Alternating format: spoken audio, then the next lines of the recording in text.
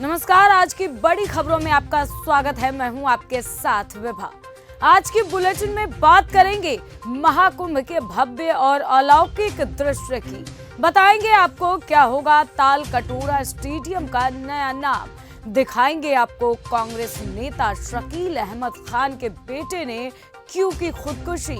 और बुलेटिन के आखिरी में देखेंगे गोधरा ट्रेन कांड का दोषी पुणे में किया गया गिरफ्तार। लेकिन दिन भर की तमाम खबरों से पहले एक नजर डालेंगे सुर्खियों पर। महाकुंभ भगदड़ मामले पर सुप्रीम कोर्ट ने हाई कोर्ट जाने का दिया आदेश। उत्तराखंड सीएम पुष्कर सिंह धामी ने किया दिल्ली के देवनगर में रोड शो। उन्नाव रेप मामले में कुलदीप सिंह सेंगर को मिली अंतरिम जमानत। अयोध्या में वसंत पंचमी पर रामलला के दर्शन को उमड़े श्रद्धालु। वसंत पंचमी के अमृत स्नान पर त्रिवेणी संगम में आस्था का जन सैलाब उमड़ा। महाकुंभ के तीसरे अमृत स्नान पर नागा सन्यासियों के साथ देश विदेश के करोड़ों श्रद्धालुओं ने भी साक्षी बनकर गंगा में डुबकी लगाई। हर हर गंगे बम बम भोले और जय श्री राम के गगन भेदी उद्घोष से महाकुंभ क्षेत्र गूंज उठा था। महाकुंभ के तीसरे और आखिरी अमृत स्नान पर्व पर अखाड़ों ने संगम में डुबकी लगाई। सुबह 4:30 बजे सबसे पहले महानिर्वाणी के संतों ने त्रिवेणी में स्नान किया। इसके बाद पंचायती अखाड़ा के निरंजनी और फिर पंचदशनाम जूना अखाड़े ने अमृत स्नान किया। जूना अखाड़े में नागाओं की भारी फौज रही। जूना अखाड़े में किन्नर अखाड़ा भी शामिल रहा। केंद्रीय वित्त मंत्री निर्मला सीतारमण ने बजट में भारत के समुद्रयान मिशन के लिए 600 करोड़ रुपए की राशि आवंटित की है। ये मिशन समुद्र के गहरे हिस्सों की खोज और संसाधनों के अध्ययन का है। इसके तहत विशेष रूप से डिजाइन की गई मानव युक्त पनडुब्बियों का इस्तेमाल करके समुद्र की गहराइयों तक वैज्ञानिकों को भेजा जाएगा। इस कदम से भारत को गहरे समुद्र के बायोलॉजिकल सोर्स और मिनरल्स के बारे में नई जानकारी हासिल होगी, जो भविष्य में पर्यावरण और रिसोर्स मैनेजमेंट के लिए अहम साबित हो सकती है। दिल्ली सरकार ने दिल्ली विधानसभा चुनाव के मद्देनजर 5 फरवरी को अवकाश घोषित किया है। सभी सार्वजनिक कार्यालयों, शैक्षणिक संस्थानों, बोर्ड और निगमों में स्ववैतनिक अवकाश रहेगा। इस अवकाश का उद्देश्य दिल्ली में पंजीकृत राज्य सरकार के कर्मचारियों को मतदान की सुविधा देना है। दिल्ली में बीजेपी की जीत के बाद तालकटोरा स्टेडियम का नाम बदल दिया जाएगा। नई दिल्ली सीट से बीजेपी प्रत्याशी प्रवेश वर्मा ने इसको लेकर ऐलान किया है।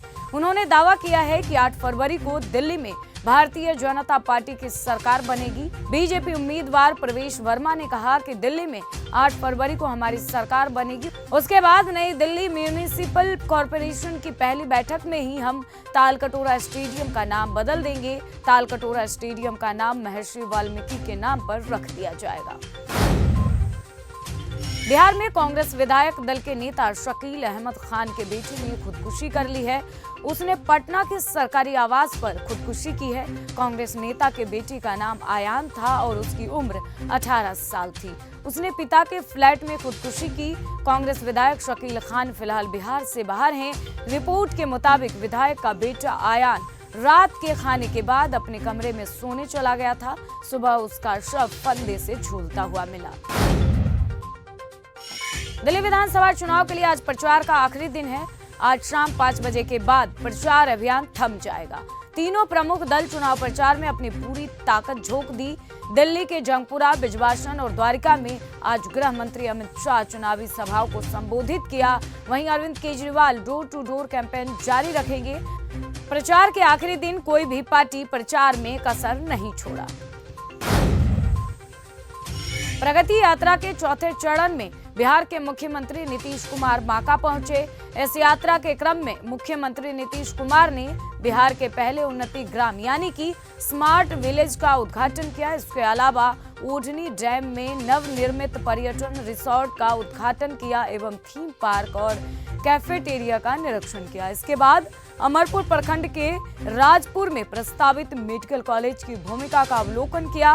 उन्होंने अपने इस यात्रा के क्रम में बांका को कुल 362,76,77,000 रुपए की 178 योजनाओं की सौगात दी, जिसमें से 234,25,83,000 रुपए की लागत वाली 17 योजनाओं का शिलान्यास तथा 128,50,94,000 रुपए की लागत वाली 161 परियोजनाओं का उद्घाटन शामिल है। उत्तर प्रदेश स्थित फैजाबाद लोकसभा सीट से समाजवादी पार्टी के सांसद अवधेश प्रसाद एक प्रेस कॉन्फ्रेंस में रोने लगे। सांसद उस मामले का जिक्र कर भावुक हो गए जिसमें अयोध्या स्थित सहनवा में एक दलित बेटी के साथ रेप कर उसकी हत्या कर दी गई। अब उनके भावुक होने पर भारतीय जनता पार्टी के सांसद और यूपी के पूर्व डिप्टी सीएम दिनेश शर्मा ने प्रतिक्रिया दी है। उन्होंने कहा कि कहीं ऐसा ना हो कि समाजवादी पार्टी का कोई कार्यकर्ता ही इस घटना में शामिल निकले और इसी वजह से अवधेश जी के आंसू आ रहे हैं। जो भी दोषी है उसे कड़ी से कड़ी सजा मिले।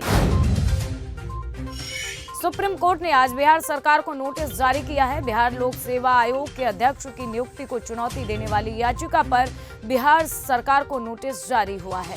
जनहित याचिका वकील ब्रजेश सिंह ने दायर की थी। हालांकि पीठ ने कहा कि याचिकाकर्ता का बीपीएससी से कोई ताल्लुक नहीं है और उनके याचिका दायर करने पर सवाल उठाए। जस्टिस पीएस नरसिम्हा और जस्टिस मनोज मिश्रा की पीठ ने कहा कि बतौर वकील आपको ऐसी याचिकाएं दायर करने से बचना चाहिए क्योंकि आपका बीपीएससी से कोई संबंध नहीं है। हालांकि याचिका पर सुप्रीम कोर्ट ने बिहार सरकार को नोटिस जारी कर दिया है। कोलकाता के जोगेश चंद्र चौधरी कॉलेज में सरस्वती पूजा पर विवाद को लेकर केंद्रीय मंत्री सुकांता मजमूदार ने चिंता जताई और मुख्यमंत्री ममता बनर्जी पर बड़ा आरोप लगाया है। उनका कहना है कि ममता बनर्जी बंगाल को बांग्लादेश बनाना चाहती थी और वह उसमें सफल हो रही हैं क्योंकि यहाँ पूजा करने की आजादी नहीं है, पुलिस प्रोटेक्शन में पूजा हो रही है। सुकांता मजमूदार ने कहा कि कोलकाता ही नहीं, हरिन घाटा, मालदा जैसी जगहों पर जहां हिंदू आबादी घट गई है वहां सरस्वती पूजा के दौरान पुलिस की तैनाती करनी पड़ रही है जैसे बांग्लादेश में होता है। फिर भी वहां हिंदुओं पर हमले होते हैं और मूर्तियां तोड़ दी जाती है।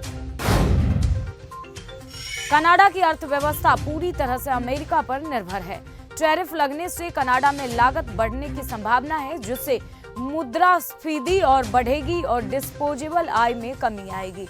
कनाडा में कई पंजाबी जो पहले से ही उच्च जीवन व्यय से जूझ रहे हैं यात्रा और खर्च में कटौती कर सकते हैं। ऐसे में पंजाब में कई व्यवसायों पर असर पड़ेगा। अयोध्या में एक दलित युवती की हत्या ने देश को हिला दिया है। पुलिस ने 3 आरोपी हरिराम कोरी, विजय साहू और दिग्विजय को गिरफ्तार किया है। आरोप है कि शराब के नशे में आरोपी ने युवती के साथ दुष्कर्म किया और फिर उसकी हत्या कर दी। मामले की गंभीरता को देखते हुए इसकी गूंज संसद तक पहुंची। सांसद चंद्रशेखर ने संसद भवन के बाहर धरना दिया है। स्कूल कॉलेज को शिक्षा का मंदिर कहा जाता है, लेकिन कई बार यहाँ से हैरान करने वाली तस्वीरें सामने आती। इससे सवाल भी खड़े होते हैं कि क्या हमारे बच्चों का भविष्य सही हाथों में है। कुछ इसी तरह का मामला तिकला मांझी भागलपुर विश्वविद्यालय से सामने आया है। एक प्रोफेसर ने न सिर्फ तलवार से केक काटकर अपना जन्मदिन मनाया बल्कि अश्लील गानों पर छात्र छात्राओं के साथ ठुमके भी लगाए। इस पूरे वाकया का एक वीडियो सोशल मीडिया पर तेजी से वायरल हो रहा है। मामला 31 जनवरी का बताया जा रहा है। रूसी सांसद के निचले सदन स्टेट ड्यूमा के अध्यक्ष और रूसी राष्ट्रपति पुतिन के करीबी वोलोडिन सोमवार को यानी कि आज आधिकारिक यात्रा पर भारत पहुंचे हैं। वे भारत के नेताओं के साथ द्विपक्षीय वार्ता करेंगे। यह वार्ता आर्थिक, सांस्कृतिक और शैक्षणिक और तकनीकी क्षेत्रों में सहयोग बढ़ाने और दोनों देशों के बीच अंतर संसदीय संवाद को मजबूत करने पर केंद्रित होगा। साल 2002 में गोधरा ट्रेन कांड का दोषी सलीम उर्फ सलमान यूसुफ जारदा को महाराष्ट्र के पुणे में चोरी के मामले में गिरफ्तार किया गया है। गौरतलब है कि सलीम को गोधरा कांड में दोषी ठहराए जाने के बाद उम्र कैद की सजा सुनाई गई थी, लेकिन बीते साल सितंबर में जमानत पर बाहर आने के बाद वह फरार हो गया था। फिलहाल इस बुलेटिन में बस इतना ही। देश और दुनिया की तमाम खबरों को देखने के लिए आप बने रहिए हमारे साथ। नमस्कार।